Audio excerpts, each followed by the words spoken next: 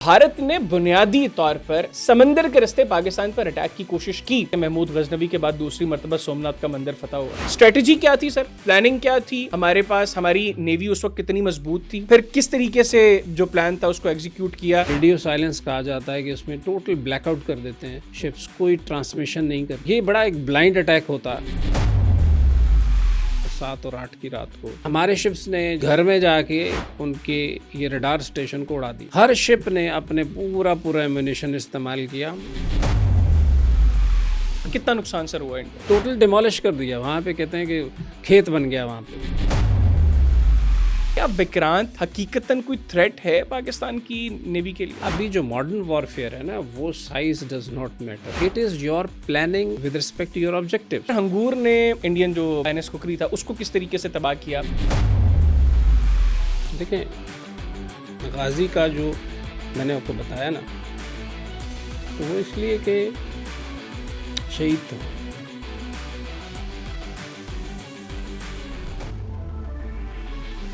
Sir शहीद का रुतबा बहुत बुलंद है और जिस मकसद के लिए उन्होंने शहादत दी मकसद भी बहुत बड़ा था। हम लोग जो उनकी जो शहादत है उसको हम पे बैक नहीं कर सकते।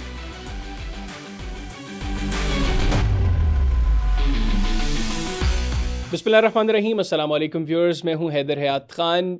व्यूअर्स, पाकिस्तान की और भारत की जो दुश्मनी है वो किसी से ढकी छुपी नहीं और अल्हम्दुलिल्लाह ये पाकिस्तानी अफवाज को एजाज़ हासिल है कि किसी भी महाज पर हमने भारत को हमेशा वो शिकस्त दी है कि भारत दोबारा मुंह उठाने के लायक नहीं रहा। हमारी नेवी गुज़िश्ता साल की जो पाक भारत जंग थी उसमें साइलेंट हीरो का किरदार अदा किया हमारी नेवी ने। लेकिन बहुत सी बातें हैं कि भारत ने बुनियादी तौर पर समंदर के रास्ते पाकिस्तान पर अटैक की कोशिश की और अब बहुत सी चैमगोइयां ये हो रही हैं कि भारत का जो अगला हमला पाकिस्तान पर होगा वो समंदर के रास्ते होगा। तो पाकिस्तान उसको कैसे काउंटर करेगा? फिर पाकिस्तान ने अभी रिसेंटली हंगूर क्लास सबमरीन्स ली। ये सबमरीन्स पाकिस्तान की जो नेवल ताकत है उसमें किस तरह का इजाफा है, इस पर भी हम इस पॉडकास्ट में गुफ्तगू करेंगे। और एक बड़ी इंपॉर्टेंट चीज़ जो पाकिस्तान नेवी की तारीख रही है, हम लोगों ने जिस तरीके से अपना गलबा भारतीय नेवी पर तारीख किया रखा, वो क्या है? कैसे PNS गाजी, PNS हंगूर जो आज भी भारत के लिए एक डरावना ख्वाब है, क्यों है वो? बुनियादी तौर पर ये जानने की कोशिश करेंगे। और इसके लिए मेरे साथ मौजूद हैं vice admiral retired Ahmed Saeed Sahab, former vice chief है पाकिस्तान नेवी के। इसके अलावा ये COS रह चुके हैं to the naval chief. Sir thank you very much, आपने प्रोग्राम के लिए वक्त निकाला और स्पेशली आप जब लाहौर में हैं तो आपको हमने तकलीफ दी और शॉर्ट नोटिस पे आप हमारे पास आए। जी बहुत शुक्रिया, मेरे लिए बड़ी एजाज़ की बात है। सर हम ऑनर्ड हैं कि आप हमारे पास तशरीफ़ लाए, क्योंकि सर से भी बड़ी चीज़ें हम आपको बताएंगे भी सर के हवाले से। एक इनके पास वर्ल्ड रिकॉर्ड है और सबमरीन्स के हवाले से वो क्या है वो मैं आपको आगे चल के पॉडकास्ट में बताऊंगा। सर आगाज़ करते हैं हंगूर क्लास सबमरीन से। अभी रिसेंटली पाकिस्तान ने पहली हंगूर क्लास सबमरीन हमारे पास पहुंच भी गई। ये सर क्या है बुनियादी तौर पर हंगूर क्लास सबमरीन? और हम जब भी हंगूर क्लास सबमरीन का जिक्र करते हैं तो भारत में कोई कपकपी तारी हो जाती है, वो क्या कहते हैं, उनकी कांपे टांग जाती हैं, उसकी वजह कैसे? देखिए, हंगूर का नाम तो ज़ाहिर बात है एक हिस्टोरिकल नेम है और ना सिर्फ हमारे लिए बल्कि दुनिया के अंदर हंगूर का नाम इसलिए लिखा जाता है कि वर्ल्ड वॉर 2 के बाद ये पहला एक एजाज़ है पाकिस्तान की सबमरीन के पास कि उन्होंने एक शिप को डुबोया। अल्हम्दुलिल्लाह। उसके बाद फिर जो 2 और इंसिडेंट्स हुए हैं, वो एक HMS कंकरर है UK की, जब ये फॉकलैंड वॉर हुई थी तो उसमें उन्होंने जनरल बेलग्रानो को, जो अर्जेंटीना का क्रूज़र शिप था, उसको उन्होंने डिस्ट्रॉय किया। और उसके बाद अभी आपने जो लेटेस्ट ईरान और US का सिलसिला हुआ, वॉर हुई, उसमें जो वॉर शुरू होने के फ़ौरन बाद जो इनके शिप्स इंडिया गए हुए थे, IRS डेना जो थी, IRS देना, बिल्कुल एग्जैक्टली, उसको साउथ श्रीलंका के पास, again that was a nuclear submarine. अच्छा, ये दोनों ही जो बाद के वाक़यात हैं, इन दोनों न्यूक्लियर सबमरीन्स के, जबकि जो हंगूर का है वो कन्वेंशनल सबमरीन का है। तो ये बड़े, मैं समझता हूँ कि इस वजह से भी आपने जो बात की कि इस तारीख़ी हकीकत की वजह से भी जब भी हंगूर का नाम आएगा तो भारत में कहाँ पे टांगेंगे? तो भारत को बहुत सोचना पड़ता है कि सबमरीन सर्विस पाकिस्तान की माशाल्लाह इतनी अच्छी है और इतने उसके स्टार्ट से अगर आप देखें ना तो जो द्वारका का 65 वॉर में हुआ, हमने जाके एक्चुअल में उनके घर में घुस के सर मैं वो भी वाकया भी सुनना चाहता हूँ आपसे बुनियादी तौर पर कि जी। द्वारका जो है हम लोगों ने वो कहते हैं महमूद गजनवी के बाद दूसरी मर्तबा सोमनाथ का मंदिर फतह हुआ, और जिस तरह आपने हम ही पॉडकास्ट से पहले भी डिस्कस कर रहे थे कि इसको बुनियादी तौर पर कहते हैं घर में घुसकर मारना। स्ट्रेटजी क्या थी सर, प्लानिंग क्या थी हमारे पास, हमारी नेवी उस वक्त कितनी मजबूत थी, और फिर किस तरीके से जो प्लान था उसको एग्जीक्यूट किया, और कितना नुकसान हम लोगों ने वहाँ पर भारत का दुश्मन का पहुंचाया? देखिए, हम उसको थोड़ा सा और पीछे चले जाते हैं, स्टार्ट करते हैं 1947 से। देखिए, उस वक्त जो एसेट्स की डिवीज़न हुई, उसके अंदर जो चीज़ें पाकिस्तान को मिली, पहले तो ये है कि एक उन्होंने फार्मूला ये तय किया कि ये 1/3 पाकिस्तान को, 2/3 इंडिया को। तो चूँकि मैरीटाइम से रिलेटेड मेजर इंफ्रास्ट्रक्चर था इंडिया की तरफ, तो पाकिस्तान को बहुत कम चीज़ें मिली, जिसमें 2 डिस्ट्रॉयर थे, कुछ 6 फ्रिगेट्स थे और कुछ छोटे शिप्स थे। एक मेरा ख्याल है ढाका हमारे पास टैंकर था। इसके अलावा ना कोई सबमरीन, ना कोई एयरक्राफ्ट। सबमरीन तो खैर थी नहीं, लेकिन ये है कि एयरक्राफ्ट भी कोई नहीं मिला। तो उस हवाले से नेवी बहुत तकरीबन 2000 के करीब हमारे नफूस थे, ऑफिसर्स और जवान। 47 में? जी, जी। और इसके स्टार्ट मुकाबले में भारत में? भारत तो आई थिंक 80% तकरीबन उनके पास चीज़ें अच्छा। चलेंगी, जो बाद में हम क्लेम था लेकिन नहीं मिल पाई। तो एक स्टार्ट भी हमारा एक बड़ा हम्बल स्टार्ट था, लेकिन जो ग्रुप मैं ये बता रहा हूँ आपको, इसलिए बताने की ज़रूरत है कि जिन लोगों ने पाकिस्तान नेवी की बुनियाद रखी, वो तकरीबन 2000 ऑफिसर, जो जिसमें कुछ जवान और कुछ ऑफिसर्स थे, उन्होंने एक्चुअली बड़ी मेहनत की, अपने तमाम इदारे बनाए जिनमें ट्रेनिंग से रिलेटेड थे, जिनमें हमारे करिकुलम्स थे, हमारे न्यू इंडक्शंस की, ये सारा सिलसिला फिर चलता रहा। तो उसी हवाले से 65 वॉर में जब हम पहुंचते हैं, तो 65 वॉर के अंदर हमारे पास माशाल्लाह उस वक्त तकरीबन 8 के करीब हमारे पास डिस्ट्रॉयर्स थे।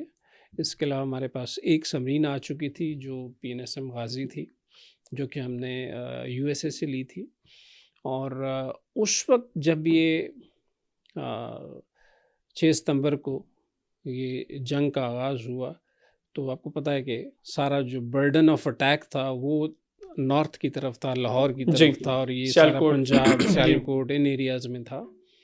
तो उस वक्त फिर एक स्ट्रेटेजिक प्लानिंग ये की गई कि एक तो ये है कि डाइवर्जन क्रिएट की जाए, ताकि जो एक कंसंट्रेशन ऑफ अटैक है उसको दूसरी साइड पे डाइवर्ट किया जाए, जो साउथ की तरफ था। तो उस हवाले से ये अटैक प्लान किया, और उसकी दूसरी 2-3 और डायमेंशंस ये थी कि यहाँ पे इंडिया का एक बहुत बड़ा रडार स्टेशन था द्वारका में, और इसी के साथ उनका एक DF स्टेशन था, डायरेक्शन फाइंडिंग स्टेशन कहलाता है, और जहाँ से वो अटैक उनके एयरक्राफ्ट को डाइवर्ट करते थे टुवर्ड्स कराची। और इसके साथ इनका यहाँ पे एक छोटी सी एयर स्ट्रिप भी थी, और कुछ इंटेलिजेंस गैदरिंग का इनका यहाँ पे एक सेटअप था। और ये सारा इंडियन नेवी का था? ये सब इंडियन नेवी का, ये गुजरात कोस्ट के ऊपर, ये जो है ना एक तकरीबन हमारे बॉर्डर से थोड़ा सा करीब बनता है, इसी वजह से। तो ये फिर अटैक प्लान किया गया कि ताकि इसको तो कम से कम देखा जाए। तो उस वक्त बड़ी कामयाब एक प्लानिंग की गई, जिसके अंदर इन तमाम, उस वक्त चूँकि रडार भी इनके थे तो उस वजह से, ताकि, और एयरक्राफ्ट भी थी इनके पास, ताकि हमारे शिप्स डिटेक्ट ना हो सकें। तो उसमें एक रेडियो साइलेंस कहा जाता है कि उसमें टोटल ब्लैकआउट कर देते हैं शिप्स, कोई ट्रांसमिशन नहीं करते, यानी पीछे भी कांटेक्ट कोई नहीं? पीछे भी कोई कांटेक्ट नहीं है। तो ये बड़ा एक ब्लाइंड अटैक होता है, आप कह लें कि उसके अंदर इस तरह की प्लानिंग करके ये जो है ना 7 और 8 की रात को वहाँ पे पहुँचे। और उसमें सर PNS गाजी का क्या रोल था? अच्छा, अब उसमें ये था कि चूँकि PNSM गाजी नई आई थी, तो इनकी जो मेजर इनके शिप्स थे वो मुंबई में थे। तो उस वक्त प्लान ये किया गया कि अगर जब अटैक करेंगे तो ज़ाहिर है रिटेलिएशन होगी, तो जब इनके शिप्स बाहर आएंगे तो गाजी को वहाँ पे प्लेस किया गया, ताकि माउथ ऑफ मुंबई कि ये जैसे निकले तो उनको टारगेट किया जाए। तो ये तकरीबन प्लानिंग का एक पार्ट था। तो लेकिन वो हुआ ये कि जब ये अटैक हुआ और इंडिया को पता था कि इस एरिया में सबमरीन भी है उनकी, तो उनका कोई शिप बाहर निकला ही नहीं, चैलेंज ही नहीं किया अच्छा, उन्होंने। यानी तो वो सरेंडर कर दिया उन्होंने फौरी एग्जैक्टली, तौर और पे। आप हमारे शिप्स ने जाके माशाल्लाह, वो कहते हैं ना, उनकी कोस्ट लाइन के करीब जाके, धज्जियां भी उनके कर दी घर में जाके उनके ये रडार स्टेशन को उड़ा दिया। हर शिप ने अपने पूरा पूरा एम्यूनेशन इस्तेमाल किया। पंजाबी में रीजा नहीं है। हाँ, रीजन आई, वो एक तो बाद एक गए थे, तो साथ के साथ जो शिप्स थे उन्होंने जाके और कितना नुकसान सर हुआ इंडिया को? टोटल डिमोलिश कर दिया। वहाँ पे कहते हैं कि खेत बन गया वहाँ पे, उनका जितना रडार स्टेशन था, ये सारी चीज़ें थी, ये सब की सब। चूँकि वॉर के दौरान जब ये चीज़ें सारी ख़त्म हो गई, तो उसका जैसे मैंने कहा कि फिर उसका एक डाइवर्जन बन के उनकी एयरफोर्स जो है ना, वो साइड पे डाइवर्ट हुए, जिसकी कंसंट्रेशन नॉर्थ की तरफ थी। वो जो एक स्ट्रेटेजिक प्लान था, उसको वाकई उस तरीके से एग्जीक्यूट किया। और दूसरा ये था कि कराची के ऊपर एक बर्डन जो आ रहा था यहाँ से डायरेक्ट अटैक का, वो भी कम हो गया। यानी पीएनएसएम गाजी जो था, इसने बुनियादी तौर पर एक वॉल का किरदार अदा किया और इसने रोक के रखा इंडियन नेवी को। और यहाँ पर हमारी जो नेवी थी, फिर उसने, जो हमने पहले जिक्र किया कि वो फिर रीजें पूरी की यहाँ पर।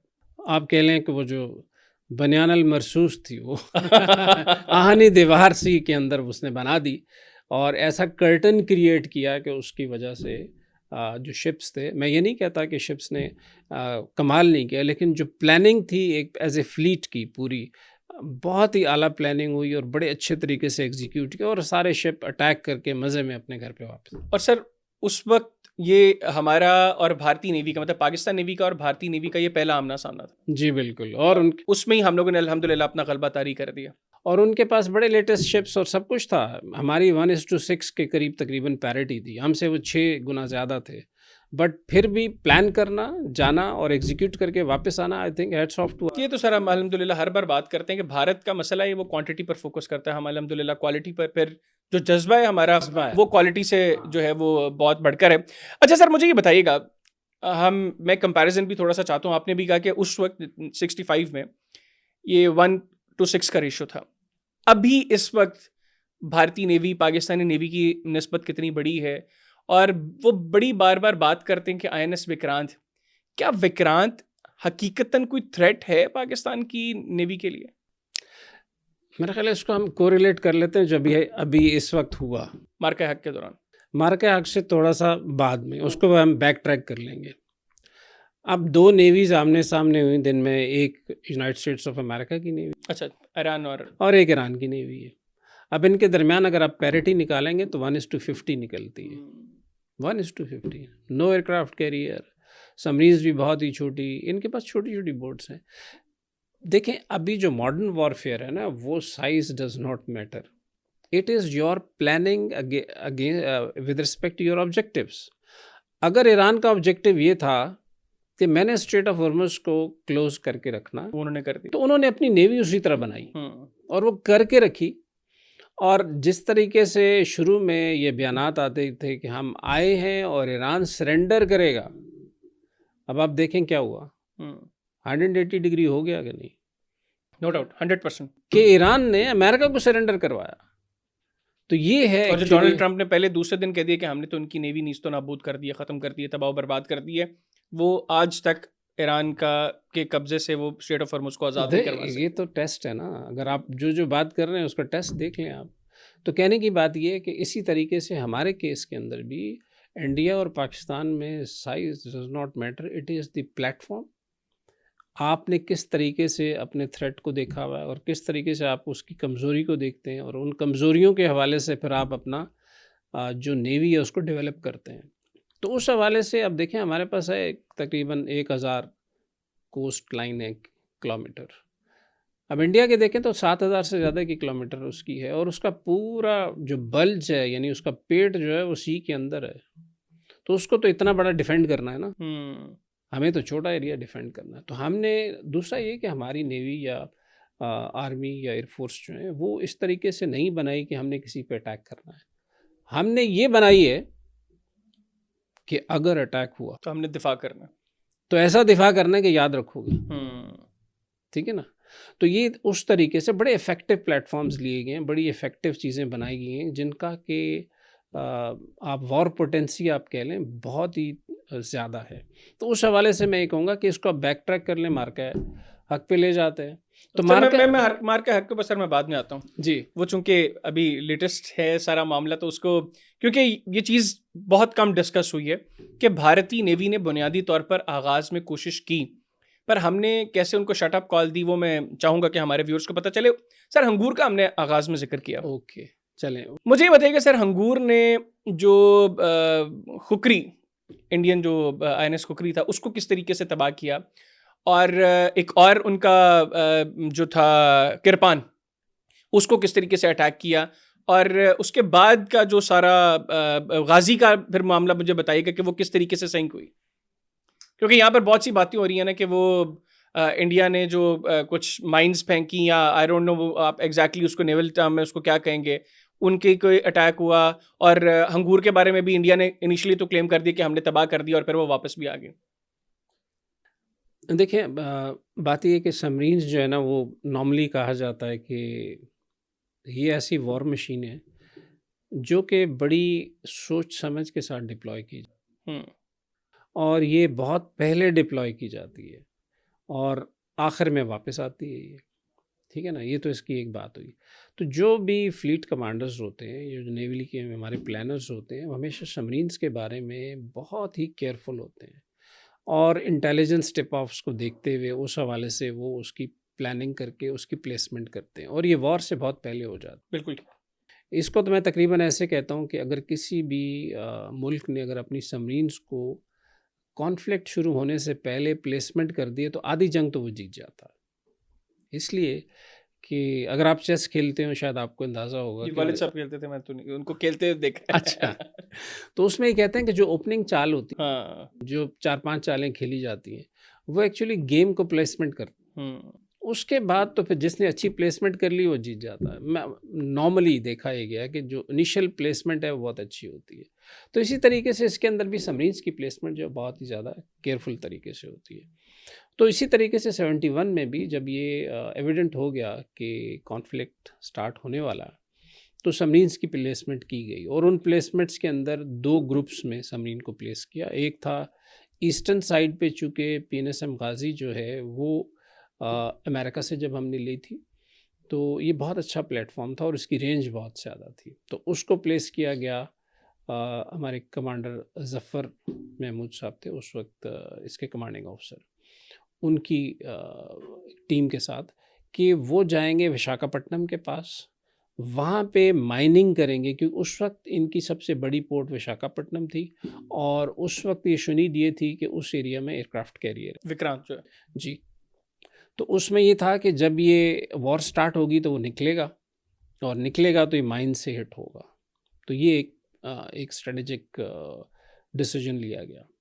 दूसरा ये था कि वेस्टर्न साइड के ऊपर भी हम प्लेसमेंट करें सबमरीन, तो इस एरिया में भी हमारी सबमरीन्स लगाएगी। तो जो हंगोर थी ये गुजरात में दीव हेड के साथ नीचे, असल में तो ये और नीचे मोम्बेस और इनके दीव हेड के करीब लगाई गई थी, लेकिन उसमें हुआ ये कि जब जंग शुरू हुई तो बकौल अहमद तस्नीम साहब के कि उन्होंने ये अंदाज़ा लगाया कि जो शिप्स हैं इंडिया के वो कोस्ट के साथ चल रहे हैं। और शायद अहमद तस्नीम साहब जो हैं वो हंगोर के कमांडर थे, ठीक है। लेफ्टिनेंट कमांडर थे रैंक इनका। तो उन्होंने ये अंदाज़ा लगा लिया कि जो सबमरीन की प्लेसमेंट हुई है उसके मुताबिक वो नहीं चल रहे बल्कि वो कोस्ट के साथ चल रहे हैं। तो उन्होंने फिर उसका एक तरीका होता है, उन्होंने उसकी इजाज़त लेके प्लेसमेंट अपनी चेंज कर ली, तो वो दीव हेड के करीब हुए। अब यहाँ पे उनके 2 शिप्स थे।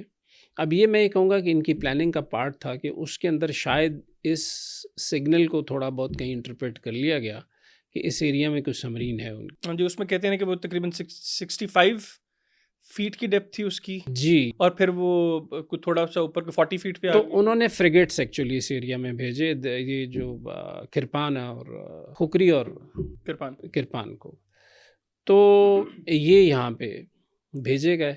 अब उनका जो हिस्ट्री में और मेरी चूँकि मेरी मुलाकात रहती है अहमद तस्नीम साहब से भी, तो उनकी जो याददाश्तें उनके अंदर ये है कि उन्होंने कहा कि मुझे लगा कि ये एक पैटर्न में चल रहे हैं शिप्स, उसको कहते हैं कि सबमरीन का एक सर्च पैटर्न चला रहे हैं और वो सबमरीन के अगेंस्ट ही होता।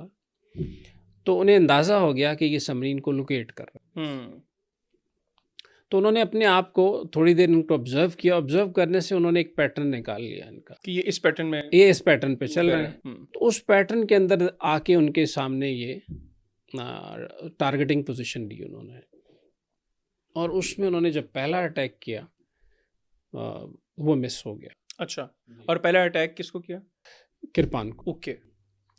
तो वो अटैक जब मिस हुआ तो होता ये है कि अगर आपको समरीन का पहला कोई चीज़ ऐसी है जो अटैक मिस हो जाती है और शिप को पता चल जाता है, जो उनको पता चला, तो फिर वो समरीन के लिए सुसाइडल हो जाता है। ओके, यानी पहला टॉर्पेडो फायर किया जी, और वो नहीं लगा। नहीं लगा, तो अब उसको कहते हैं कि इंडिस्क्रिशन हो गया। मतलब ये है कि उन्हें पता चल गया कि इसके करीब समरीन है।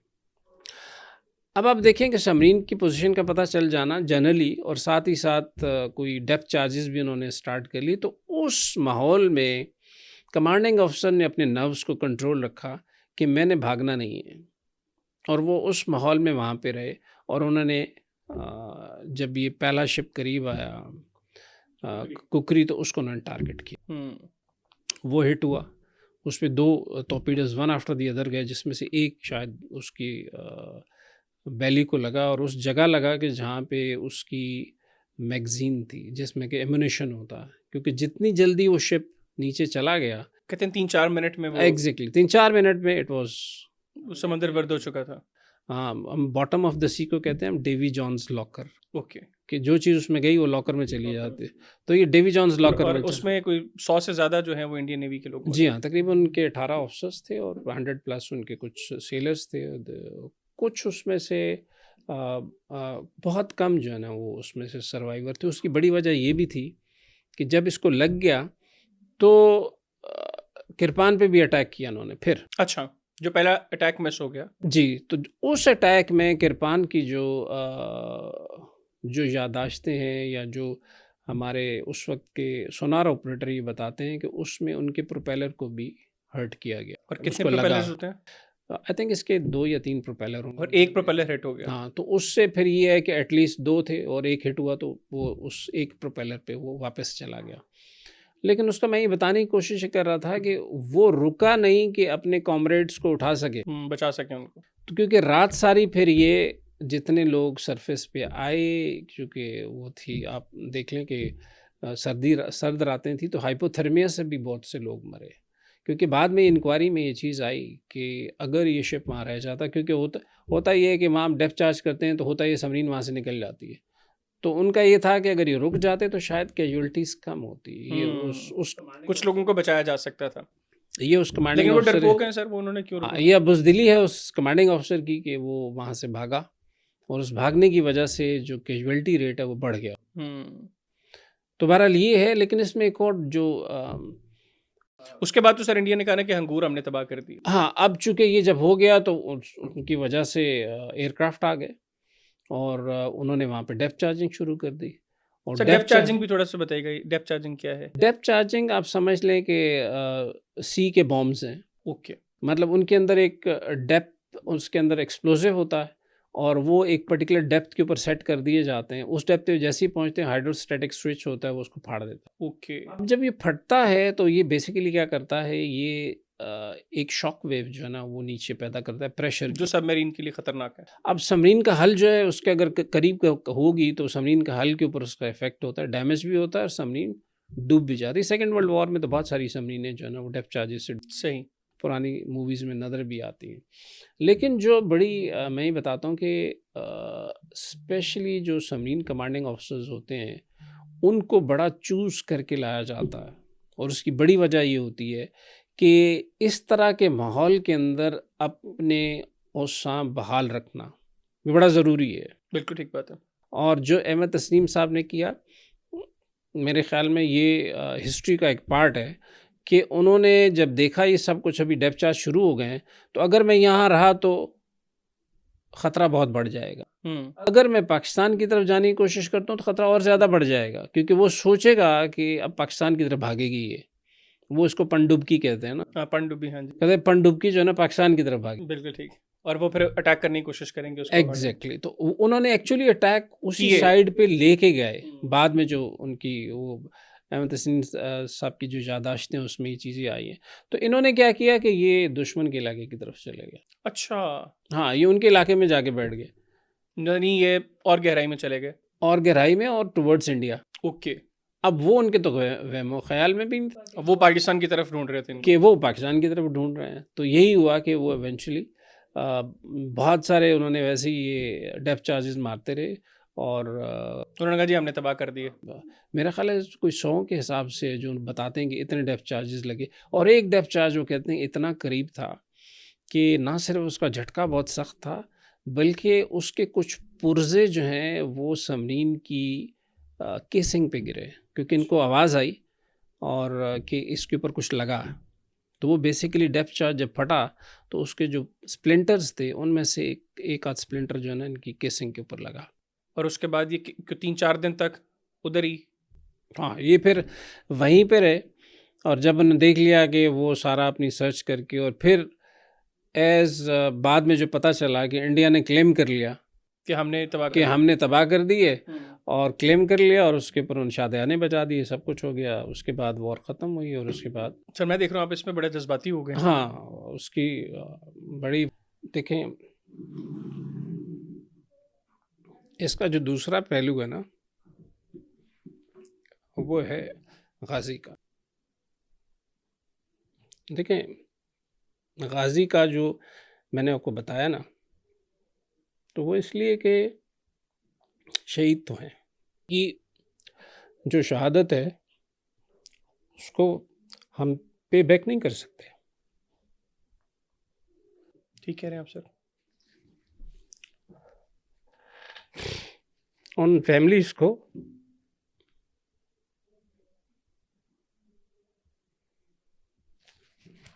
बहरहाल तो अब इस तरफ आते हैं कि ये देखिए हम कह तो देते हैं बहरहाल शहीद हैं, लेकिन फैमिलीज़ के लिए एक थ्रू लाइफ उनके लिए एक ऐसी चल पड़ती है कि सर आपकी कभी उनमें से किसी की फैमिली से को मुलाकात हुई? और उस सिस्टम में हम क्या करते हैं कि जो भी हमारे शोधाएँ हैं, जो भी हमारे उनकी फैमिलीज़ को बड़ा ख्याल रखा जाता है। उनकी बाकायदा उनसे मुलाकात भी रहती है, उनसे उनके बच्चों के साथ, उनकी बाद में जो उनकी शादियां हैं उसके अंदर जाना, उनको देखना, ये बहुत तरीके से किया जाता है। बिल्कुल ठीक। लेकिन मैं समझता हूँ कि ये बड़ा एक ऐसा सिलसिला होता है, क्योंकि मैं इसलिए कह रहा हूँ कि गाज़ी का भी जब ये हो गया तो चूँकि पता नहीं चल रहा था कि गाज़ी के साथ हुआ क्या। और जैसे मैंने बताया कि गाज़ी वहाँ पे ड्रिफ्ट होने के बाद अपने ही माइंड से उसकी शहादत हो गई। तो फिर सर गाज़ी के बारे में तो कहा जाता है ना कि गाज़ी इज स्टिल अलाइव। हाँ, इसलिए कहा जाता है कि उसके अंदर अभी जितना भी एमुनेशन है वो भी अलाइव है, इसीलिए Ghazi is still a threat to India. Is a still threat to India. उसको हाथ नहीं लगा सकते वो, इसीलिए हम कहते हैं Ghazi still alive and still on the mission. अच्छा सर वापस अंगूर पे आते हैं सर। वो 4-5 दिन भारतीय पानियों में जो है वो अंगूर रही और इंडिया ने क्लेम कर दिया जी कि हम लोगों ने बदला ले लिया है और हमने तबाह कर दिया। फिर sir all of a sudden किस तरीके से अंगूर की वापसी हुई?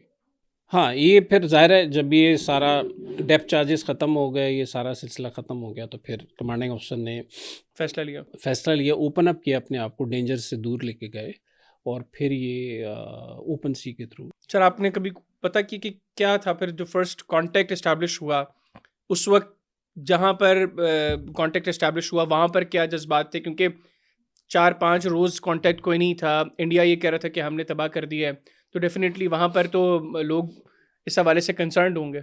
जी, आप बिल्कुल सही कह रहे हैं कि भाई एक ज़ाहिर जुबिलेशन तो थी कि तमाम फैमिलीज़ के लिए कि हमारे हीरोज़ वापस आ रहे हैं, और ये सारा सिलसिला हुआ। और बड़ा उस वक्त के जो लोग हैं बताते हैं कि एक बड़ी अच्छी सेरेमनी की गई, उन्हें रिसीव किया गया। फिर ज़ाहिर है ये सर आपकी फैमिली से भी आपके फादर इन लॉ? जी, मैं जो कमांडर अजीज़ साहब हैं अभी माशाल्लाह हयात हैं, माशाल्लाह। तो वो मेरे रियल अंकल भी हैं और मेरे फादर इन लॉ भी हैं। तो उनकी अंगूर पे ही वाज इनके क्रू मेंबर थे, अहमद तस्नीम साहब के। ओके। और जो वेपन की प्रिपरेशंस थी और फायरिंग थी उसमें उनका बड़ा किरदार है। यानी जो खुकरी को और कृपान को मारा। जी। और तो उस हवाले से उनके जज्बात भी बड़े, जब आप बात करेंगे तो यू विल फाइंड कि वो बड़े। और मैं वैसे आपसे रिक्वेस्ट करूंगा कि आप मेरी उनसे एक मुलाकात करवाएं। मैं वो 4-5 रोज़ जो कुछ उन्होंने फेस किया, मैं वो भी ज़रा उनसे सुनना चाहता हूँ कि क्या जज्बात के, क्योंकि मेरा एक एक्सपीरियंस है सबमरीन का नेवल म्यूज़ियम में। वो थोड़े से छोटे से पानी में है वो सबमरीन, लेकिन जो 10-15-20 मिनट मैंने उसमें गुजारे, मैं तो एटलीस्ट बहुत ज़्यादा खौफज़दा था।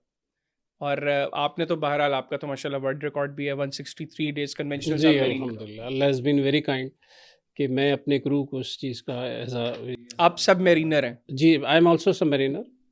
और हमारी सर, क्या लाइफ क्या होती है सबमरीन के अंदर? क्या एक छोटी सी जगह है, मखसूस थोड़ी सी चीज़ें आपके पास खाने पीने के लिए, फिर 163 डेज, वो भी सर थोड़ा सा बताएं कि क्या कैसा एक्सपीरियंस था और कैसे आप लोग वैसे पूरा दिन वहाँ पर कैसे गुजारते हैं? अच्छा, ये तो एक तो ये है कि हमारी ट्रेनिंग जब स्टार्ट होती है ना, तो ऐसे और सबमरीन के ऊपर तो ये एक फैमिली अफेयर होता है। मतलब we know each other, everybody, even उनके बच्चों के नाम, उनके फैमिली के नाम, उनके प्रॉब्लम्स तक हमें पता होते हैं। तो ये मेरा ख्याल था एक्चुअल फैमिली होती है फिर वही है। जी, जी। तो वो चूँकि इतने क्लोज़ एनवायरनमेंट में रहते हैं, तो उस हवाले से भी बहुत ज़्यादा कॉन्टैक्ट हो जाता है। तो वो चीज़ें हमें फिर लेके चलती हैं, जिसमें हम कहते हैं कि हमारा जज़्बा जो होता है बहुत हाई होता है। तो उस हवाले से मैं समझता हूँ जितने भी मेरे सबमरीन का क्रू था, मैं आज भी मेरे साथ इन कॉन्टैक्ट रहता है, बड़ी अच्छी उनसे बातचीत रहती है। और एक सबमरीन में नॉर्मली कितने लोग होते हैं? जो ये गाज़ी थी तकरीबन 80 के करीब इसमें थे, और जो बाद में अभी चूँकि टेक्नोलॉजी ज़्यादा बेहतर होती जा रही है तो क्रू कम होता जा रहा है। ओके। फिर अगुस्तास जो डेफनी क्लास हैं, डेफनी भी तकरीबन 45 टू 50 के दरमियान ये होते थे। फिर अगुस्ता चूँकि साइज़ में बड़ी आई, अगुस्ता 90B जो हमने फ्रांस से ली, जी। तो वो भी तकरीबन 55 टू 60 की रेंज में उसमें होते थे। बिल्कुल ठीक। अच्छा सर, अब मार्का हक पे आते हैं। हमने ये चीज़ वो है जो शायद बहुत कम डिस्कस हुई है कि इंडियन नेवी ने कोशिश तो की थी कि वो पाकिस्तान पर पानी के रास्ते अटैक करें, और विक्रांत को भी सुना है कि थोड़ा बहुत हिलाया जुलाया था उन्होंने। हुआ क्या था सर, इंडियन नेवी ने क्या किया, और फिर हम लोगों ने ऐसी क्या शटअप कॉल दी उनको कि वो उधर ही जो है वो चुप करके हाथ जो है वो मुंह पर रखकर खामोशी से बैठ गए? अब जैसे मैंने पहले कहा था ना कि जब भी कोई इस तरह का इमिनेंट होता है सिलसिला, तो submarines are the first one to be placed.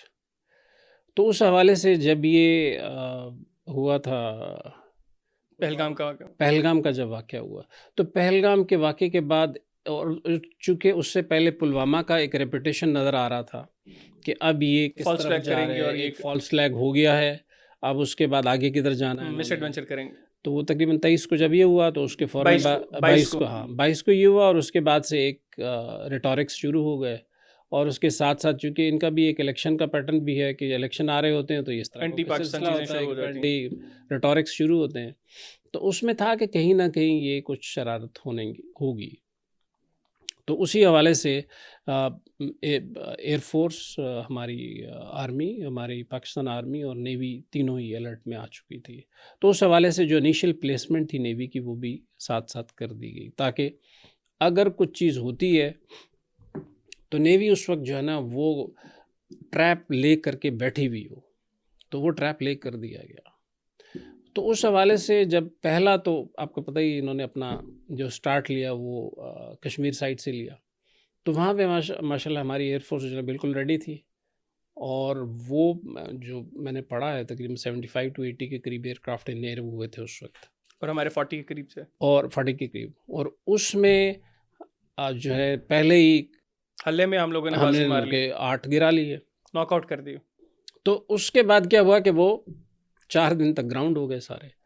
अब नेक्स्ट क्या था, वो आर्मी की तरफ, मिसाइल की तरफ आए, तो आर्मी ने भी बड़ा ठीक ठाक जवाब दिया, हमारी मिसाइल रेजिमेंट ने, जो 22 टारगेट लिए, 26। 22 प्लस, हाँ 26 के करीब। वो 26 टारगेट इतने रैपिडली लिए और सब कुछ किया कि उसके बाद वो भी ख़त्म हो गया। अब डिफेंस मिनिस्टर साहब के पास क्या था, राजनाथ साहब जो थे, वो भागे, किसी ने उनसे कहा कि आप ऐसा करेंगे, एयरक्राफ्ट कैरियर पे चले जाए। वो गए, जाके उस पर एयरक्राफ्ट पे चढ़ के उन्होंने एक तकरीर की, जिसमें उन्होंने कहा कि जी अब की बारी नेवी की तरफ से। लेकिन वहाँ पे थोड़ा सा जो नेवल प्लानर्स हैं उनके, उन्होंने थोड़ा सा उनको समझाया कि उधर तो चलो कि बुद्धि मारे हो। हाँ कि भाई ये अगर एयरक्राफ्ट कैरियर उड़ा बैठे तो कभी नेवी किसी वॉर में एयरक्राफ्ट कैरियर नहीं गया, तो आप जो है ना उसके अंदर एक ये पाकिस्तान नेवी को तारीख रकम करने का मौका दे रहे हो जी आप। एक पहले दे दी थी हम्म, 71, तो अब फिर दोबारा मौका अब दो। दोबारा आप जो है ना कुछ करने के लिए, तो वो बहरहाल तकरीर करके वहाँ से निकले। सर इन्होंने एक त्रिशूल के नाम से एक्सरसाइज भी की और उसके बाद बहुत सी बातें हो रही थी कि जो नेक्स्ट अटैक पाकिस्तान पर होगा वो समंदर के रास्ते होगा और ये जो बेल्ट है हमारी, जो सिंध के गुजरात वाली साइड है, इसको ये एग्रेसिवली हिट करेंगे। तो हमारे व्यूअर्स के लिए थोड़ा सा बताएं कि हम लोग साइज़ में बिल्कुल छोटे हैं, इसमें तो कोई शक नहीं है, हमारा बजट उनसे बहुत कम है, हमारे रिसोर्सेज कम है। अगर 1/10 है हमारा उनका बजट जो है एग्जैक्टली 1/12 हो गया अभी जो। अब अगर भारत कोई शरारत करता है वाया सी, विक्रांत का इस्तेमाल करता है, तो यहाँ पर एक बहुत से लोग कभी कभार ये जिक्र करते हैं कि पाकिस्तान एयरक्राफ्ट कैरियर क्यों नहीं बनाता। क्या विक्रांत हमारे लिए कोई थ्रेट है या बेसिकली ये भारतीय नेवी के लिए इटसेल्फ एक थ्रेट है? ये देखें, मेरे ख्याल में तो देखें एयरक्राफ्ट कैरियर का पर्पस क्या है, पहले उसको समझ लें तो ऑटोमेटिकली आपके सवाल का जवाब मिल जाएगा। एयरक्राफ्ट कैरियर होता है जब आपने एक दूर जाके किसी मुल्क पे अटैक, जिस तरह अमेरिका ने किया अभी। हाँ, जो अमेरिका के पास देखें ना अभी 12 के करीब एयरक्राफ्ट कैरियर हैं और मेरे ख्याल 10 के करीब वो मॉडिफाई कर सकते हैं, ठीक है। तो आपने बहुत दूर जाके, और वहाँ पे एयर स्ट्रिप आपके पास नहीं होती, ठीक है, तो ये फ्लोटिंग एयर स्ट्रिप है, इसके ऊपर आपके एयरक्राफ्ट्स होते हैं, वो जाके आप उससे उड़ाते हैं और आप अटैक करते हैं। अब पाकिस्तान और इंडिया तो साथ साथ हैं, तो हमारे हमें तो एयर रिफ्यूलर्स की भी जरूरत नहीं है यहाँ पर। एग्जैक्टली, तो उस हवाले से aircraft carrier for India is a liability. हमारे लिए तो बिल्कुल, हम कहते हैं बिस्मिल्लाह करें, लेके आए, हम तो तैयार बैठे हैं भाई, ले आओ। अगर आपने एक हाथी को लाना है तो ये पोरस का हाथी ले आओ, फिर देख लेते हैं अंजाम फिर दुनिया देखेगी। हाँ, तो उस हिसाब से मैं समझता हूँ कि अच्छा ये क्यों लेके आए थे, इसका भी एक सवाल का जवाब है कि अगर ये वेस्टर्न थिएटर में आया था, ये कारवार के पास, तो ये इस साइड पे क्यों आया? बिकॉज पहली जितनी वॉर्स हुई हैं उसमें इसको भगाते थे, दूर ले जाते थे, अंडमान आइलैंड लेके जाते थे। ये पहली दफ़ा कॉन्फ्लिक्ट में ये वॉर के करीब लेके आए जोन के। तो उसकी बड़ी वजह ये थी कि इनके पास डिफेंस बजट के लिए एक और एयरक्राफ्ट कैरियर बनाने के लिए ये कोशिश कर रहे थे कि सिविल गवर्नमेंट से, ये अपनी लीडरशिप से बजट लें। अब एक एयरक्राफ्ट कैरियर जो है 10 से 12 बिलियन का होता है, it's a huge money. So they were definitely asking questions कि आप हर दफ़े तो उसको बाहर लेके उधर चले जाते हो, फिर कह रहे हैं कि एक और बना लें। तो इन्होंने कहा अच्छा इसको ऐसे करना है कि थोड़ा सा करीब, वैसे उसमें ये ना होता कि करीब लाने के चक्कर में इसको मरवा देते, तबाह बर्बाद करवा देते और उसके बाद तो नहीं, इसीलिए देखे ना, वो प्लानर जिनके पास ये था कि हम करीब लाएंगे, वो खुद, उन्हें पता था कि आगे नहीं लेके यहाँ तक ही लेके जाना है। यहाँ तक ये दूर रखे उसको तो वो उन्होंने वही किया और उसी तरीके से उसको फिर वापस ले गए एक्चुअली। तो सर हम लोगों ने स्मैश किया बुनियादी तौर पर इंडिया को। अब स्मैश के बारे में बताएं सर, स्मैश क्या है और स्मैश कैसे भारतीय नेवी के लिए एक बहुत बड़ा थ्रेट है? क्योंकि इंडिया में मैंने बहुत से चैनल्स पे मैं चूँकि जाता भी हूँ, तो जो उनकी सेन वॉइसेस है ना, वैसे तो वहाँ पर ज़्यादा उल्लू के पट्टे बैठे हुए हैं, जो सेन लोग हैं वो कहते हैं कि भाई ठीक है, अपने मुल्क की तारीफ करो, अपने लोगों का दिफा करो, लेकिन इस चीज़ को समझो कि पाकिस्तान कर क्या रहा है और स्मैश जो है ये किस तरीके से ख़तरा है भारतीय नेवी के लिए।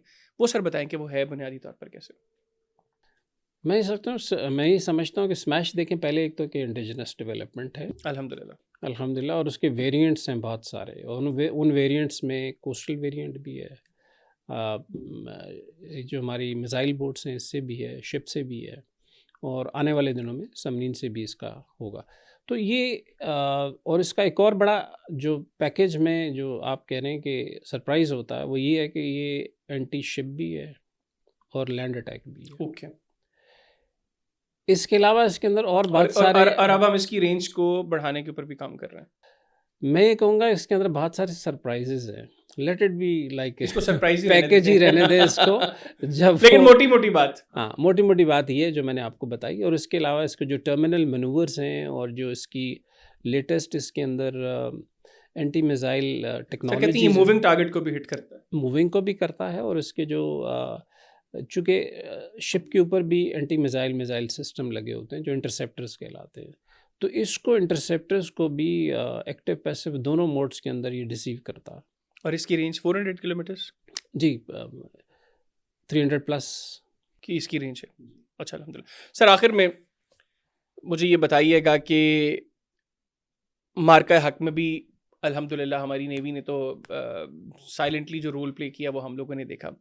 हमने मुस्तकबिल के मामलात भी देख लिए।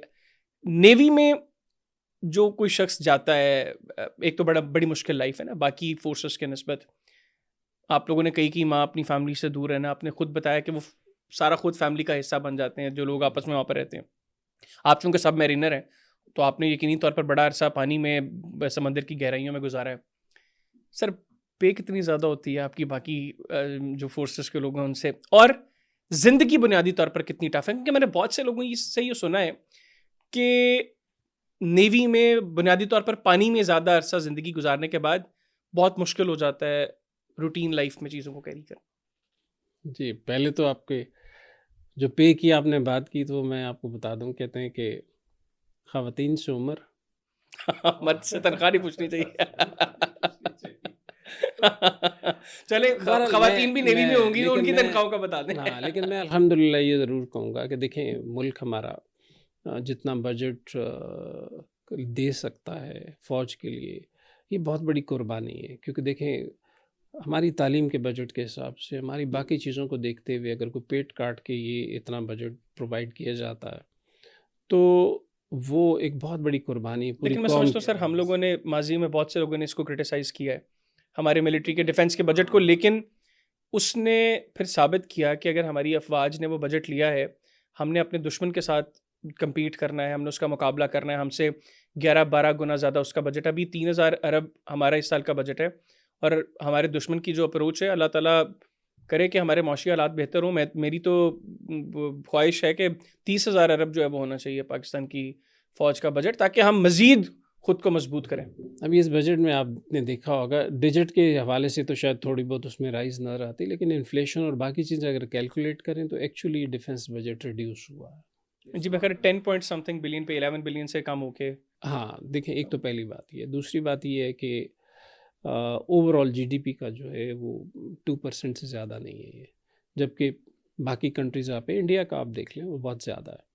लेकिन बात ये मैं कह रहा हूँ कि इसका बात ये होती है कि बजट को तरीके से इस्तेमाल करके कैपेबिलिटीज़ डेवलप करना और फिर आगे उससे उस कैपेबिलिटी से फिर आप उसको अपने मुल्क के दिफा के लिए करके भी दिखाना, ये मेरे ख़्याल में इतने छोटे बजट के अंदर इतनी बड़ी इफ़ेक्टिवनेस दिखाना, ये हमारे ये बड़ी चीज़ है। बिल्कुल तो ठीक उस हवाले से मैं कहता हूँ कि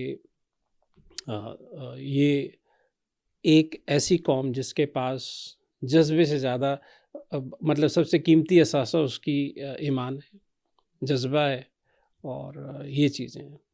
बाकी इक्विपमेंट ऑफ कोर्स आता है जाता है, नई टेक्नोलॉजीज़ आ रही हैं और अच्छी बात यह है कि पाकिस्तान ने जो हमारे प्लानर्स हैं उन्होंने एक और चीज़ बड़ी अच्छी की कि हमने सेल्फ़ रिलायंस की तरफ चले गए। अब उसकी वजह से अब जो हमारे मिसाइल्स हैं, हमारे शिप्स हैं, हमारी सबमरीन्स हैं, एयरक्राफ्ट्स हैं, ये अगर एक स्टेप में उधर थे तो अब ये शिफ्ट हो रहे हैं पाकिस्तान की तरफ। लाइक अंगूर क्लास का जैसे नई सबमरीन आई है तो इसकी 4 वहाँ पे बनी, 4 यहाँ बन रही हैं। तो ये ट्रांसफ़र ऑफ टेक्नोलॉजी के साथ हैं। इसी तरह एयरक्राफ्ट है हमारे पास। इसी तरीके से जो हमारी कॉर्वेट्स बन रही थी वो बेल्जियम जो है वो एक वहाँ पे 3 यहाँ पे बन रही हैं। 2 हमारी जो रोमानिया में बनी, उनकी 2 उधर बनी, 2 पाकिस्तान में बनी। अब हमारा जो मेजर अभी कॉम्बेटेंट खुद डिज़ाइन करके डिज़ाइन बोर्ड से जिना क्लास फ्रिगेट है, it is in totality made in Pakistan अल्हम्दुलिल्लाह। और वो इंशाल्लाह जल्द वो भी एक उसकी मटेरियलाइजेशन होगी।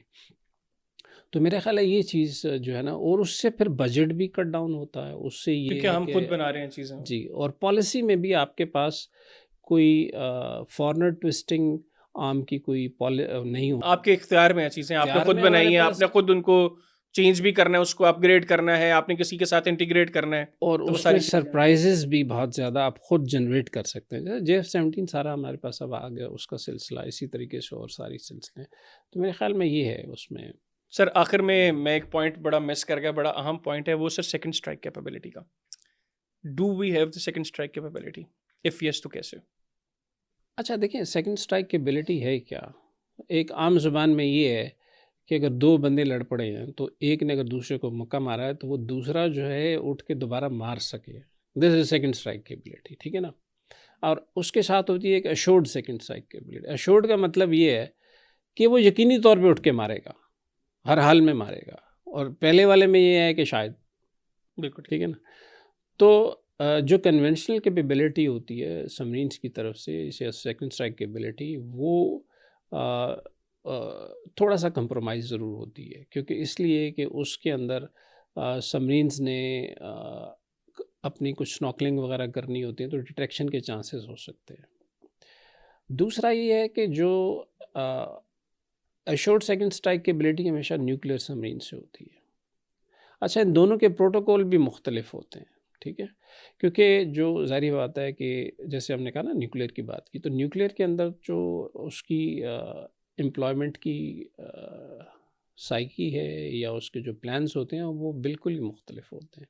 और उस हवाले से चूँकि आपने, कहते हैं ना, न्यूक्लियर वेपन अप्लाई नहीं होते, डिटरेंस होती है, तो डिटरेंस के हिसाब से उसको चलाया जाता है। इसीलिए जहाँ पे भी होती है, जैसे भी होती है, उसके ऑपरेशन के बड़े डिफरेंट पैरामीटर्स होते हैं। तो ये हमारे नेवी के हवाले से तो मैं ये बात करूँगा कि हमारे पास जो कन्वेंशनल साइड पे जो सेकंड, अगर हमारे ऊपर हमला होगा तो हम कर पाएंगे। यस, बिल्कुल, बिल्कुल क्यों ठीक नहीं, हो, बिल्कुल क्यों ठीक। नहीं? क्या हमें ज़रूरत है उस चीज़ के लिए? तो मेरे ख्याल में ये बड़े प्लानर्स की बातें हैं जो आगे चल के। इंशाल्लाह। Thank you very much sir, आपने प्रोग्राम के लिए वक्त निकाला। नाज़रीन, vice admiral retired Ahmed Saeed Sahab हमारे साथ मौजूद थे। गुफ्तगू उनकी आपने सुनी। उम्मीद करता हूँ आपको आज का पॉडकास्ट पसंद आया होगा। अपना फीडबैक कमेंट सेक्शन में ज़रूर दीजिएगा। इजाज़त दीजिए, अल्लाह हाफ़िज़।